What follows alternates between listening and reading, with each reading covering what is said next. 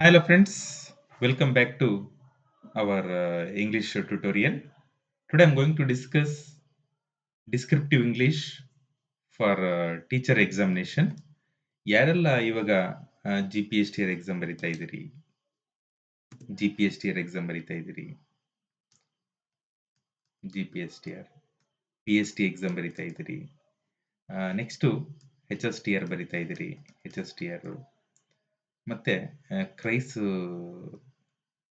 ಕ್ರೈಸ್ department ಇಂದು exam ಯಾರು ಬರಿತಾ ಇದ್ದೀರಿ ನಿಮಗೆ ಈ ಡಿಸ್ಕ್ರಿಪ್ಟಿವ್ ಇಂಗ್ಲಿಷ್ ಬಗ್ಗೆ ಸ್ವಲ್ಪ ನಾಲೆಡ್ಜ್ ಇರಬೇಕು ಸ್ನೇಹಿತರೆ. ಯಾಕೆ ಅಂತ ಹೇಳಿದ್ರೆ ಎಲ್ಲರಲ್ಲೂ ಕೂಡ ಪೇಪರ್ ಒನ್ ಅಲ್ಲಿ ಎಲ್ಲಿ ಪೇಪರ್ ಒನ್ ಅಲ್ಲಿ ಏನ್ ಮಾಡ್ತಾ ಇದ್ದಾರೆ ಅಂತ ಹೇಳಿದ್ರೆ ಒಂದು 15 ಮಾರ್ಕ್ಸಿಗೆ ಜನರಲ್ ಇಂಗ್ಲಿಷ್ ಅನ್ನ ಕೇಳ್ತಾ ಇದ್ದಾರೆ.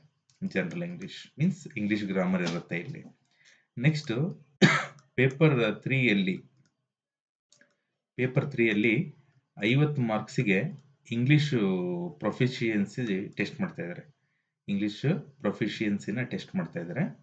ಸೊ ಇಲ್ಲೆಲ್ಲ ನೀವು ಒಳ್ಳೆ ಸ್ಕೋರ್ ಮಾಡಬೇಕು ಅಂತ ಹೇಳಿದ್ರೆ ನಿಮಗೆ ಯಾರೆಲ್ಲ ಇವಾಗ for example other than English teachers, Kannada teacher ಆಗಿರ್ಬೋದು ಮತ್ತೆ ಮ್ಯಾಥ್ಸ್ ಟೀಚರ್ ಆಗಿರ್ಬೋದು, ಮ್ಯಾಥಮೆಟಿಕ್ಸ್ ಟೀಚರು, ಸೈನ್ಸ್ ಟೀಚರ್ ಆಗಿರ್ಬೋದು, ಸೈನ್ಸು, ಸೋಷಿಯಲ್ ಟೀಚರ್ ಆಗಿರ್ಬೋದು, ಎಲ್ಲ ಟೀಚರ್ಸ್ಗೂ ಕೂಡ ಈ 50 ಮಾರ್ಕ್ಸ್ ಇಂದು ಡಿಸ್ಕ್ರಿಪ್ಟಿವ್ ಇಂಗ್ಲಿಷ್ ಇರುತ್ತೆ. ಸ್ವಲ್ಪ ಗಮನದಲ್ಲಿಟ್ಕೋಬೇಕು. ಈ ಡಿಸ್ಕ್ರಿಪ್ಟಿವ್ ಇಂಗ್ಲಿಷ್ ನಾವು ಹೇಗೆ ಅಟೆಂಡ್ ಮಾಡಬೇಕು ಅನ್ನೋದನ್ನ ನಾನು ಈ ಒಂದು ಕ್ಲಾಸಲ್ಲಿ ನಿಮ್ಮ ಜೊತೆ ಡಿಸ್ಕಷನ್ ಮಾಡ್ತಾ ಇದ್ದೀನಿ. Let's begin this class. Okay ಸ್ನೇಹಿತರೆ, already we know that what substitutes, one word substitutes ಅಂತ ಹೇಳಿ ಕರಿತೀವಿ. ನೋಡಿ, ಈ ಒನ್ ವರ್ಡ್ ಸಬ್ಸ್ಟಿಟ್ಯೂಟ್ ಅಲ್ಲಿ ನಾವೇನ್ ಮಾಡಬೇಕು ಅಂತ ಹೇಳಿದ್ರೆ ಈ ಒನ್ ವರ್ಡ್ ಸಬ್ಸ್ಟಿಟ್ಯೂಷನ್ ಅನ್ನ ನಾವು ಸಕ್ಸಸ್ಫುಲ್ ಆಗಿ ಕಂಪ್ಲೀಟ್ ಮಾಡಬೇಕು ಅಂತ ಹೇಳಿದ್ರೆ before going to attend the questions, ಈ ಕ್ವಶನ್ ಅನ್ನ ಅಟೆಂಡ್ ಮಾಡೋಕ್ಕಿಂತ ಫಸ್ಟ್ ನಾವೇನ್ ಮಾಡಬೇಕು ಅಂತ ಹೇಳಿದ್ರೆ ಇವುಗಳದ್ದು ಮೀನಿಂಗ್ ಅನ್ನ ತಿಳ್ಕೊಬೇಕಾಗುತ್ತೆ ನಾವು. ಫಸ್ಟ್ ಒನ್ನು ಫಿಲಂಥ್ರೋಪಿಸ್ಟ್ ಅಂತ ಹೇಳಿ, ಇದ್ರದ್ದು ಕನ್ನಡ ಮೀನಿಂಗ್ ಏನಪ್ಪಾ ಅಂತ ಹೇಳಿದ್ರೆ ಪರೋಪಕಾರಿ ಅಂತ ಹೇಳಿ. ಅಂದ್ರೆ ಒಬ್ಬ ವ್ಯಕ್ತಿ ಅಂದ್ರೆ ಅವನ ಒಂದು ಇದನ್ನ ಬಿಟ್ಟು ಬೇರೆಯವರಿಗೋಸ್ಕರ ಅವನು ಬದುಕ್ತಾ ಇರ್ತಾನಲ್ಲ ಅಂತರ್ನ ಪರೋಪಕಾರಿ ಅಂತ ಹೇಳಿ ಕರಿತೀವಿ. ಥೀಸ್ಟ್ ಅಂತ ಹೇಳಿದ್ರೆ ಆಸ್ತಿಕ ಅಂತ ಹೇಳಿ. ಆಸ್ತಿಕ ಅಂತ ಹೇಳಿದ್ರೆ ದೇವರಲ್ಲಿ ಯಾರಿಗೆ ತುಂಬಾ ನಂಬಿಕೆ ಇರುತ್ತೆ, ದೇವರಿದಾನೆ ಅಂತ ಹೇಳಿ ನಂಬಿರ್ತಾರಲ್ಲ ಅಂತಹ ವ್ಯಕ್ತಿಗಳನ್ನ ನಾವು ಥೀಸ್ಟ್ ಅಂತ ಹೇಳಿ ಕರಿತೀವಿ. ಅಥೀಸ್ಟ್ ಅಂತ ಹೇಳಿದ್ರೆ ನಾಸ್ತಿಕ ಅಂತ ಹೇಳಿ. ನಾಸ್ತಿಕ ಅಂತ ಹೇಳಿದ್ರೆ ದೇವರ ಮೇಲೆ ನಂಬಿಕೆ ಇರಲ್ಲ, ದೇವರ ಒಂದು ಅಸ್ತಿತ್ವನೇ ಅಲ್ಲಗೆಳಿತಾ ಇರ್ತಾರೆ. ಸೊ ಅವ್ರನ್ನ ನಾವೇನಂತ ಕರಿತೀವಿ, ಅಥೀಸ್ಟ್ ಅಂತ ಹೇಳಿ ಕರಿತೀವಿ. ಓಕೆ, ಕೋಚ್ ಮ್ಯಾನ್ ಅಂತ ಹೇಳಿದ್ರೆ ತರಬೇತುದಾರ ಅಂತ ಹೇಳಿ. ಅಂದ್ರೆ ಎಲ್ಲರಿಗೂ ಕೂಡ ತರಬೇತಿ ನೀಡ್ತಾ ಇರ್ತಾರೆ. ಸೊ ಅವರನ್ನ ನಾವೇನಂತ ಕರಿತೀವಿ, ತರಬೇತುದಾರ ಅಂತ ಹೇಳಿ ಕರಿತೀವಿ. ಅಗ್ನೋಸ್ಟಿಕ್ ಅಂತ ಹೇಳಿದ್ರೆ ಆಗ್ನೇಯವಾದಿ ಅಂತ ಹೇಳಿ. ಆಗ್ನೇಯವಾದಿ ಅಂತ ಹೇಳಿ ಅಂದ್ರೆ ಇವರೇ ಫೈನಲ್, ದೇವ್ರು ಇಲ್ಲ, ಯಾರು ಇಲ್ಲ, ಇವರೇ ನಾನೇ ದೇವ್ರು ಅಥವಾ ನಾನು ಹೇಳಿದ್ದೇ ನಡಿಬೇಕು ಅಂತ ಇರ್ತಾರಲ್ಲ ಅವ್ರನ್ನ ಅಗ್ನೋಸ್ಟಿಕ್ ಅಂತ ಹೇಳಿ ಕರಿತೀವಿ. ಸ್ನೇಹಿತರೆ, ಇವಾಗ ನಮ್ಗೆಲ್ಲ ವರ್ಡ್ಗಳ ಬಗ್ಗೆ ಪರಿಚಯ ಆಯ್ತಲ್ವಾ? ಇವಾಗ ನಾವು ಒಂದೊಂದೇ ಕ್ವಶನ್ ಓದಿದ್ರೆ ನಮ್ಗೆ ಈಸಿಯಾಗಿ ಅರ್ಥ ಆಗುತ್ತೆ. Okay, A man who drives A coach, ಒಬ್ಬ ವ್ಯಕ್ತಿ ಒಂದು ಕೋಚ್ ಅನ್ನ ಓಡಿಸ್ತಾನೆ ಅಂತ ಹೇಳಿದ್ರೆ ಅವರನ್ನ ಏನಂತ ಕರಿತೀವಿ, ಕೋಚ್ ಮ್ಯಾನ್ ಅಂತ ಹೇಳಿ ಕರಿತೀವಿ. ಕೋಚ್ ಮ್ಯಾನ್ ಅಂತ ಹೇಳಿ ಕರಿತೀವಿ. Okay, next one who believes in the existence of god, ಒಬ್ಬ ವ್ಯಕ್ತಿ ದೇವ್ರು ಇದಾನೆ ಅಂತ ಹೇಳಿದ್ರೆ, ಅಂದ್ರೆ ದೇವ್ರ ಅಸ್ತಿತ್ವ ಇದೆ, ದೇವ್ರಿದಾನೆ ಅಂತ ಹೇಳಿದ್ರೆ ಅವ್ರನ್ನ ನಾವೇನಂತ ಕರಿತೀವಿ, ಥೀಸ್ಟ್ ಅಂತ ಹೇಳಿ ಕರಿತೀವಿ. ಏನಂತ ಕರಿತೀವಿ, theist. Next one who does not believe in the existence of God, ದೇವ್ರಿಲ್ಲ ಅಂತ ಹೇಳಿದ್ರೆ ಅವ್ರನ್ನ ಅಥೀಸ್ಟ್ ಅಂತ ಹೇಳಿ ಕರಿತೀವಿ. ಏನಂತ ಕರಿತೀವಿ, ಅಥೀಸ್ಟ್ ಅಂತ ಹೇಳಿ ಕರಿತೀವಿ. Next one who doubts the existence of god, ಅಂದ್ರೆ ದೇವರೇ ಇಲ್ಲ, ದೇವ್ರ ಬಗ್ಗೆ ನಮಗೆ ನಂಬಿಕೆನೇ ಇಲ್ಲ, ನಾನೇ ದೇವ್ರು ಅಂತ ಹೇಳಿ ಅನ್ಕೊಂಡಿರ್ತಾರಲ್ಲ ಅವ್ರನ್ನ ನಾವು ಅಗ್ನೋಸ್ಟಿಕ್ ಅಂತ ಹೇಳಿ ಕರಿತೀವಿ. Next one who believes in serving Mankind. ಒಬ್ಬ ವ್ಯಕ್ತಿ ಈ ಒಂದು ಏನು ಬೇರೆ ವ್ಯಕ್ತಿಗಳಿಗೆ ಹೆಲ್ಪ್ ಮಾಡ್ತಾರಲ್ಲ, ಅಂದ್ರೆ ಸರ್ವ್ ಮಾಡ್ತಾ ಇರ್ತಾರಲ್ಲ, ಅವರನ್ನು ನಾವು ಫಿಲಾಂಥ್ರಪಿಸ್ಟ್ ಅಂತ ಹೇಳಿ ಕರಿತೀವಿ. ಫಿಲಾಂಥ್ರಪಿಸ್ಟ್ ಅಂತ ಹೇಳಿ ಕರಿತೀವಿ. ಸ್ನೇಹಿತರೆ ನೋಡಿ, ಈ ರೀತಿ ನಾವು before going to attend the questions ನಾವು ಈ ರೀತಿಯ ಒಂದು ವೊಕಾಬ್ಯುಲರಿನ ಇಂಪ್ರೂವ್ ಮಾಡ್ಕೊಂಡ್ರೆ ನಮಗೆ ಈಸಿಯಾಗಿ ಮಾರ್ಕ್ಸ್ ಬರುತ್ತೆ ಅಂತ ಹೇಳಿ ಹೇಳ್ಬೋದು. Okay, next question. Okay, this is also one word substitute. Okay, ಇಲ್ಲಿ ಸೇಮ್ ನಾವು ಹೋದ ಸ್ಲೈಡ್ ಅಲ್ಲಿ ಮಾಡಿದ್ವಲ್ಲ ಅದೇ ರೀತಿ. Before going to attend the questions we should know what the meaning of these 5 words. Equilibrium ಅಂತ ಹೇಳಿ, ಈಕ್ವಿಲಿಬ್ರಮ್ ಅಂತ ಹೇಳಿದ್ರೆ ಸಮತೋಲನ, ಸಮತೋಲನ ಅಂತ ಹೇಳಿ. ನೆಕ್ಸ್ಟ್ ಇಗೋಸೆಂಟ್ರಿಕ್ ಅಂತ ಹೇಳಿದ್ರೆ ಏನಪ್ಪಾ ಅಂತ ಹೇಳಿದ್ರೆ ಅಹಂಕಾರ. ಏನಂತ ಬರುತ್ತೆ? ಅಹಂಕಾರ. ಅಥವಾ ವ್ಯಕ್ತಿ ಕೇಂದ್ರಿತ ಅಂತ ಹೇಳಿ, ವ್ಯಕ್ತಿ ಕೇಂದ್ರಿತ, ಕೇಂದ್ರಿತ ಅಂತ ಹೇಳಿ ಬರುತ್ತೆ. ನೆಕ್ಸ್ಟ್ ಎಕ್ಸ್ಪ್ಯಾಟ್ರಿಕ್ ಅಂತ ಹೇಳಿದ್ರೆ ವಿದೇಶಿಗ, ಹೊರದೇಶದಲ್ಲಿ ನೆಲೆಸಿರ್ತಕ್ಕಂಥವರಿಗೆ ಎಕ್ಸ್ಪ್ಯಾಟ್ರಿಕ್ ಅಂತ ಹೇಳಿ ಕರಿತೀವಿ. ಸೆಂಟನೇರಿಯನ್ ಅಂತ ಹೇಳಿದ್ರೆ ಶತಾಯುಷಿ ಅಂತ ಹೇಳಿ, ಸೆಂಟನೇರಿಯನ್ ಅಂತ ಹೇಳಿದ್ರೆ. ಸೆಕ್ಸಾಜೆನರಿಯನ್ ಅಂತ ಹೇಳಿದ್ರೆ 60 ವರ್ಷ, 60ರ ದಶಕದಲ್ಲಿ ಇರ್ತಕ್ಕಂಥವ್ರು, 60 ವರ್ಷ ಆದವರಿಗೆ ನಾವೇನಂತ ಕರಿತೀವಿ? ಸೆಂಟನೇರಿಯನ್ ಅಂತ, ಸೆಕ್ಸಾಜೆನೇರಿಯನ್ ಅಂತ ಹೇಳಿ ಕರಿತೀವಿ. ಸೆಂಟನೇರಿಯನ್ ಅಂತ ಹೇಳಿದ್ರೆ ಶತಾಯುಷಿ ಅಂತ ಹೇಳಿ. ಸ್ನೇಹಿತರೆ, ಇವಾಗ one who resides ಟೆಂಪರರಿಲಿ outside the country. ಒಬ್ಬ ವ್ಯಕ್ತಿ ನಮ್ಮ ದೇಶ ಬಿಟ್ಟು ಬೇರೆ ದೇಶದಲ್ಲಿ ಇದ್ದಾರೆ ಅಂತ ಹೇಳಿದ್ರೆ ವಿದೇಶಿಗ ಅಥವಾ ವಲಸೆ ಹೋದವನು ಅಂತ ಹೇಳಿ ಕರಿಬೇಕಾಗತ್ತೆ. ಸೊ ಯಾವ್ದಪ್ಪ ಅಂತಂದ್ರೆ ಎಕ್ಸ್ಪ್ಯಾಟ್ರಿಕ್ ಅಂತ ಹೇಳಿ ಕರಿಬೇಕು. ಅವ್ರನ್ನ ಏನಂತ ಕರಿಬೇಕು? ಎಕ್ಸ್ಪ್ಯಾಟ್ರಿಯೇಟ್ ಅಂತ ಹೇಳಿ ಕರೀತಾರೆ. One who is only concerned with one self. ಒಬ್ಬ ವ್ಯಕ್ತಿ ಬೇರೆಯವ್ರ ಬಗ್ಗೆ ಯೋಚನೆ ಮಾಡದೆ ಅವನ ಬಗ್ಗೆ ಅವನೇ ಯೋಚನೆ ಮಾಡ್ತಾ ಇದ್ದಾನೆ ಅಂತ ಹೇಳಿದ್ರೆ ಅವ್ರನ್ನ ಈಗೋಸೆಂಟ್ರಿಕ್ ಅಂತ ಹೇಳಿ ಕರಿತೀವಿ. A state of perfect balance ಅಂದ್ರೆ ಸಮತೋಲನದಲ್ಲಿ ಇಟ್ಕೋಬೇಕು. ಈಕ್ವಿಲಿಬ್ರಮ್ ಅಂತ ಹೇಳಿ ಕರಿತೀವಿ. Next one who is A 100 years old.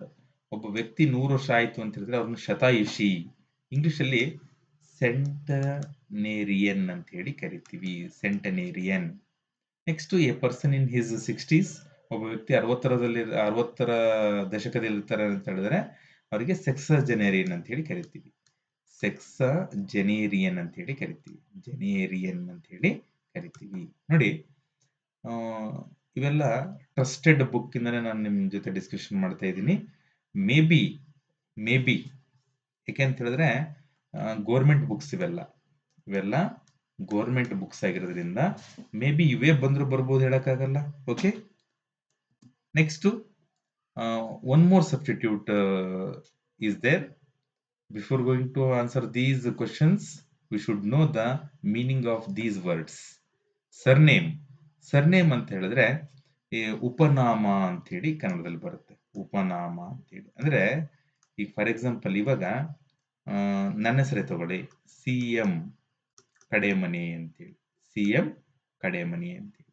Kademani is our surname, our family surname is. My son is there. My son, ನನ್ನ ಮಗ ಇದ್ದಾನೆ, ನನ್ನ ಮಗುಗೆ ಏನಂತ ಹೇಳ್ತೀವಿ ಅಂತ ಹೇಳಿದ್ರೆ ಅವನಿಗೆ CP ಕಡೆಮನಿ ಅಂತ ಕರಿತೀವಿ. CP ಕಡೆಮನಿ ಅಂತೇಳಿ. ಮಗಳಿದ್ದಾಳೆ, ಅವಳಿಗೆ ಸೇಮ್ CP ಕಡೆಮನಿ ಅಂತ ಹೇಳಿ ಕರಿತೀವಿ. ಅರ್ಥ ಆಗ್ತೈತಿಯಾ? ಈ ರೀತಿ ಕಡೆಮನಿ, ಎಲ್ಲರಿಗೂ ಕಡೆಮನಿ ಅಂತ ಬರುತ್ತೆ. ಇದನ್ನ ನಾವೇನಂತ ಕರಿತೀವಿ? ಉಪನಾಮ, ಸರ್ನೇಮ್ ಅಂತ ಹೇಳಿ ಕರಿತೀವಿ. ಉವಲಜಿ ಅಂತ ಹೇಳಿದ್ರೆ ಒಬ್ಬ ವ್ಯಕ್ತಿ ಇದ್ದಾಗ ಯಾರು ಹೊಗಳಲ್ಲ, ಅವನು ಸತ್ ಮೇಲೆ ಹೊಗಳ್ತಾರಲ್ವಾ, ಅವನನ್ನ ನಾವೇನಂತ ಕರಿತೀವಿ? ಮೀನ್ಸ್ ಅವ್ರನ್ನ ಇದನ್ನ ಹೊಗಳಿಕೆಯ ಭಾಷಣ ಅಂತ. ಉವಾಲಜಿ ಅಂತ ಹೇಳಿದ್ರೆ ಹೊಗಳಿಕೆಯ ಭಾಷಣ ಅಂತ ಹೇಳಿ ಏನಂತ ಕರಿತೀವಿ? ಹೊಗಳಿಕೆಯ ಭಾಷಣ ಅಥವಾ ಪ್ರಶಂಸನ ಭಾಷಣ. ಹೊಗಳಿಕೆ ಅಥವಾ ಪ್ರಶಂಸೆ. ಪ್ರಶಂಸೆ ವ್ಯಕ್ತಪಡಿಸಿ ಭಾಷಣ ಮಾಡ್ತಾರಲ್ಲ ಅದನ್ನ ಉವಾಲಜಿ ಅಂತ ಹೇಳಿ ಕರಿತೀವಿ. ಈ ಸೈಲೆಂಟ್ ಆಗುತ್ತೆ. ಅನೆಕ್ಡೋಟ್ ಅಂತ ಹೇಳಿದ್ರೆ ಏನಪ್ಪಾ ಅಂತ ಹೇಳಿದ್ರೆ ದಂತಕಥೆ. ಅನೆಕ್ಡೋಟ್ ಅಂತ ಹೇಳಿದ್ರೆ ದಂತಕಥೆ. ದಂತಕಥೆನ ನಾವೇನಂತ ಕರಿತೀವಿ? ಅನೆಕ್ಡೋಟ್ ಅಂತ ಹೇಳಿ ಕರಿತೀವಿ. ಜನರಾಸಿಟಿ ಅಂತ ಹೇಳಿದ್ರೆ ಉದಾರತೆ ಅಂತ ಹೇಳಿ. ಉದಾರತೆ. ಪಾಪರ್ ಅಂತ ಹೇಳಿದ್ರೆ ನಿರ್ಗತಿಕ, ಬಡವ ಅಂತ ಹೇಳಿ. ಬಡವ ಅಥವಾ ನಿರ್ಗತಿಕ ಅಂತ ಹೇಳಿ. ಓಕೆ, ನಾವು ಈ ವರ್ಡ್ಗಳ ಬಗ್ಗೆ ಗೊತ್ತಾಯ್ತು. ಇವಾಗ ನೋಡೋಣ. Short account of an amusing or interesting event. ಏನು? ದಂತಕಥೆ ಅಂತ ಬರುತ್ತೆ ಇಲ್ಲಿ. ಮೀನ್ಸ್ ಅನೆಕ್ಡೋಟ್. ಅನೆಕ್ಡೋಟ್. ಅನೆಕ್ಡೋಟ್ ಅಂತ ಹೇಳಿ ಕರಿತೀವಿ. One who has no money. ಒಬ್ಬ ವ್ಯಕ್ತಿ ಹತ್ರ ದುಡ್ಡಿಲ್ಲ ಅಂತ ಹೇಳಿದ್ರೆ ಅವರನ್ನು ನಾವೇನಂತ ಕರಿತೀವಿ? ಪಾಪರ್ ಅಂತ ಹೇಳಿ ಕರಿತೀವಿ. ಇದು ಎರಡನೇದು ಇಲ್ಲಿದೆ ನೋಡಿ. Next, name shared by all the members of the family. ಅದನ್ನ ಸರ್ ನೇಮ್ ಇಲ್ಲಿದೆ ನೋಡಿ. ಇದನ್ನ ಮೂರು ಅಂತ ಹೇಳಿ ಕರಿತೀವಿ. ಸರ್ನೇಮ್. ಸರ್ನೇಮ್. ಸರ್ನೇಮ್ ಅಂತ ಹೇಳಿ ಕರಿತೀವಿ. ಎ ಲಾಡೆಟರಿ ಸ್ಪೀಚ್ ಅಂದ್ರೆ ಒಂದು ಉದಾತ್ತವಾದಂತಹ ಭಾಷಣ. ಅಂದ್ರೆ ಹೊಗಳಿ ಅವರು ಭಾಷಣ ಮಾಡ್ತಾರಲ್ಲ ಅದನ್ನ ನಾವು ಉವಾಲಜಿ ಅಂತ ಹೇಳಿ ಕರಿತೀವಿ. ಉವಾಲಜಿ ಅಂತ ಹೇಳಿ ಕರಿತೀವಿ. Next, A quality that means greatness of heart. ಅದನ್ನ ಜನರಾಸಿಟಿ ಅಂತ ಹೇಳಿ ಕರಿತೀವಿ. Here is there. ಸೊ ನೋಡಿ, ಈ ರೀತಿ ನಾವೇನ್ ಮಾಡಬೇಕು ಅಂತ ಹೇಳಿದ್ರೆ ಇದನ್ನ ತುಂಬಾ ನಿಧಾನಕ್ಕೆ ಒಂದು ನೋಟ್ಸ್ ಮಾಡ್ಕೊಳ್ಳಿ. ಬರುತ್ತೆ, ಇದೆ, ಅರ್ಥ ಆಗ್ತಿದ್ಯಾ? Next, one more substitute is there. Yes, deforestation ಅಂತ ಹೇಳಿದ್ರೆ ಅರಣ್ಯ ನಾಶ. ಅರಣ್ಯ ನಾಶ. ಅಬೋರ್ಡ್ ಅಂತ ಹೇಳಿದ್ರೆ ಸ್ಥಳ, ವಾಸಸ್ಥಳ ಅಂತ ಹೇಳಿ, ಅಥವಾ ಸ್ಥಳ ಅಂತ ಹೇಳಿ ಹೇಳ್ಬೋದು, ಅಥವಾ ನೆಲೆ ಅಂತ ಹೇಳ್ಬೋದು, ವಾಸಸ್ಥಳ ಅಂತ ಹೇಳ್ಬೋದು. ಮೊನಾರ್ಕಿ ಅಂತ ಹೇಳಿದ್ರೆ ರಾಜಪ್ರಭುತ್ವ. ರಾಜಪ್ರಭುತ್ವ. ಸ್ಪಿರಿಟ್ ಅಂತ ಹೇಳಿದ್ರೆ ಉತ್ಸಾಹ. ಉತ್ಸಾಹ. ಫ್ಲೋರಾ. ಫ್ಲೋರಾ ಅಂತ ಹೇಳಿದ್ರೆ ನೋಡಿ, ಈ ಫ್ಲೋರಾ ಫೋನಾ ಅಂತ ಹೇಳಿ ಕರಿತೀವಿ. ಫ್ಲೋರಾ ಫೋನಾ ಅಂತ ಹೇಳಿ. ಫ್ಲೋರಾ ಅಂತ ಹೇಳಿದ್ರೆ ಸಸ್ಯವರ್ಗ. ಸಸ್ಯವರ್ಗ. ಫೋನಾ ಅಂತ ಹೇಳಿದ್ರೆ ಇದು ಪ್ರಾಣಿ ವರ್ಗ ಅಂತ ಹೇಳಿ. ಪ್ರಾಣಿ ವರ್ಗ ಅಂತ ಹೇಳಿ. ಫ್ಲೋರಾ ಫೋನಾ ಅಂತ ಹೇಳಿ ಪ್ರಾಣಿ ವರ್ಗ. ಅಗೋನಿ ಅಂತ ಹೇಳಿದ್ರೆ ನೋವು ಅಂತ ಹೇಳಿ. ಅಗೋನಿ ಅಂತ ಹೇಳಿದ್ರೆ ನೋವು ಅಂತ ಹೇಳಿ. ಸ್ನೇಹಿತರೆ, ಇವಾಗ ಗೊತ್ತಾಯ್ತು. ಇವಾಗ ಒಂದೊಂದೇ ಡಿಸ್ಕಷನ್ ಮಾಡ್ತಾ ಬರೋಣ ನಾವು. Okay. Government by kings or queen. ಒಂದು ಗವರ್ಮೆಂಟ್ ಅನ್ನ ರಾಜ ಅಥವಾ ರಾಣಿ ಕೈಯಲ್ಲಿ ಅದು ಆಳ್ತಾ ಇತ್ತು ಅಂತ ಹೇಳಿದ್ರೆ ಅದನ್ನ ನಾವು ಏನಂತ ಕರಿತೀವಿ? ಆಬ್ವಿಯಸ್ಲಿ ಮೊನಾರ್ಕಿ ಅಂತ ಹೇಳಿ ಕರಿತೀವಿ. ಏನಂತ ಕರಿತೀವಿ? ಮೊನಾರ್ಕಿ ಅಂತ ಹೇಳಿ ಕರಿತೀವಿ. Okay. A feeling of a pain. Already ಗೊತ್ತಿದೆ ನಿಮಗೆ. ಅಗೋನಿ ಅಂತ ಹೇಳಿ ಕರಿತೀವಿ. ಅಗೋನಿ ಅಂತ ಹೇಳಿ ಕರಿತೀವಿ. ಇಲ್ಲಿದೆ. Cutting down trees in a forest is deforestation. Deforestation. Station ಅಂತ ಹೇಳಿ ಕರಿತೀವಿ. ಡಿಫಾರೆಸ್ಟೇಷನ್ ಅಂತ ಹೇಳಿ ಕರಿತೀವಿ.